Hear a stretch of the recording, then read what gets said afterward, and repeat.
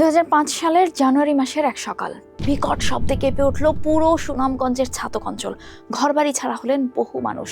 এমন একটি বিস্ফোরণ ঘটেছিল ট্যাংরাটিলা গ্যাস কেন্দ্রে। সে বছরের জুনে ঘটে আরেকটি বিস্ফোরণ। সেই গ্যাস ক্ষেত্রে খননের দায়িত্ব ছিল কানাডীয় জ্বালানি কোম্পানি নাইকো রিসোর্সেস লিমিটেড। এরপর কোম্পানিটির বিরুদ্ধে মামলা হয় আন্তর্জাতিক সালিসি আদালত ইক্সিডে।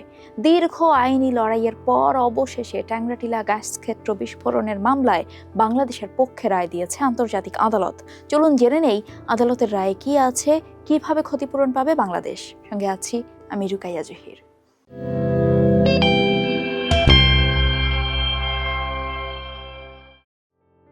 প্রথমে জেনে নেই কি হয়েছিল ওই গ্যাস ক্ষেত্রে। 1959 সালে আবিষ্কৃত হয় ট্যাংরাটিলা গ্যাস ক্ষেত্র। কূপ খননের মাধ্যমে পরের বছর 1090 মিটার থেকে 1975 মিটারের মধ্যে 9টি গ্যাস স্তর শনাক্ত করা হয়। সেখান থেকে গ্যাস তুলতে 1999 সালে নাইকো বাপেক্স যৌথ উদ্যোগের চুক্তি করেছিল। সেই চুক্তির মাধ্যমে 2003 সালে গ্যাস উত্তোলনের অনুমতি পায় নাইকো। 2005 সালে কানাডিয়ান কোম্পানি নাইকো কূপ খনন কাজ শুরু করে। 7 জানুয়ারি ঘটে বিস্ফোরণ। এই বিস্ফোরণে চারদিকে ছড়িয়ে ছিটিয়ে বের হতে থাকে গ্যাসের প্রবাহ, বাড়তে থাকে গ্যাসের চাপ। এই প্রবাহ ও চাপ কমানোর জন্য প্রথম বিস্ফোরণের স্থান থেকে 100 মিটার পশ্চিমে রিলিফ কূপ খননের কাজ শুরু করে নাইকো। কিন্তু খনন কাজ চলাকালেই 24 জুন রাতে রিলিফ কূপে ঘটে অগ্নি বিস্ফোরণ। নিয়ন্ত্রণের বাইরে চলে যায় গ্যাসের চাপ। এ সময় মূল রিগের চারপাশ দিয়ে প্রচণ্ড বেগে গ্যাস বের হতে শুরু করে। ঘটে দ্বিতীয় দফা অগ্নিকাণ্ডের ঘটনা। এই গ্যাস ফিল্ডের মোট আয়তন প্রায় 58 একর। প্রত্যক্ষদর্শীদের মতে আগুনের লেলিহান শিখা উঠে যায় 250 থেকে 300 ফুট উচ্চতায়, যার প্রভাবে ক্ষতিগ্রস্ত হয়েছিল প্রায় 10 কিলোমিটার ব্যাসার্ধের এলাকা। 1 মাসেরও বেশি সময় ধরে জ্বলেছিল সেই আগুন। সে সময় বাপেক্সের ভূতত্ত্ব বিভাগীয় প্রধান মিজানুর রহমান জানিয়েছিলেন, মাটির ওপরে 3 বিসিক এবং মাটির নিচে কমপক্ষে 52 বিসিক রিজার্ভের গ্যাস পুড়ে গেছে। আগুনের তাপে আশপাশের গ্রামগুলোর ঘরবাড়ি, গাছপালা এবং কৃষি জমির ব্যাপক ক্ষতি হয়। প্রায় 10,000 মানুষ প্রাণ ভয়ে ঘরবাড়ি ছেড়ে পালিয়েছিলেন এবং দীর্ঘ সময়ের জন্য বাস্তুচ্যুত হয়েছিল 616টি পরিবার।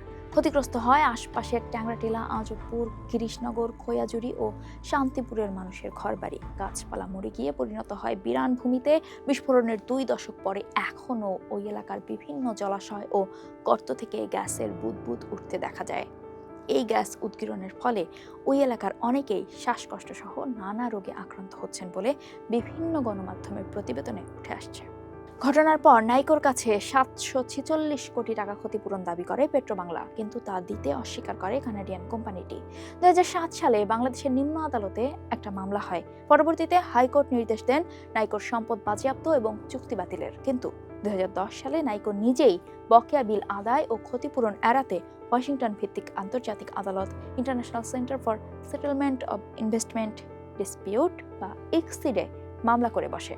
তার 5 বছর পর নাইকোর বিরুদ্ধে ইক্সিডে পাল্টা অভিযোগ করে বাংলাদেশ। দীর্ঘ আইনি লড়াই শেষে গেল 29 জানুয়ারি আন্তর্জাতিক আদালত ইক্সিড বাংলাদেশের পক্ষে ঐতিহাসিক চূড়ান্ত রায় প্রদান করেছে। ওই বিস্ফোরণের ঘটনায় কানাডিয়ান কোম্পানি নাইকো রিসোর্সকে 4 কোটি 20 লাখ মার্কিন ডলার জরিমানা করা হয়েছে। বাংলাদেশি মুদ্রা টাকার অঙ্কে তা 500 কোটি টাকারও বেশি। এই টাকা দিতে বলা হয়েছে প্রায় 8 বিলিয়ন ঘনফুট গ্যাস পুড়ে যাওয়া এবং পরিবেশগত ক্ষতির জন্য।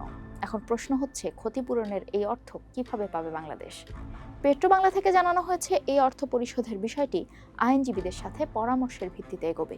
তবে কোনো পদক্ষেপ নেওয়ার জন্য অপেক্ষা করতে হবে রায়ের পূর্ণাঙ্গ কপি পাওয়া পর্যন্ত।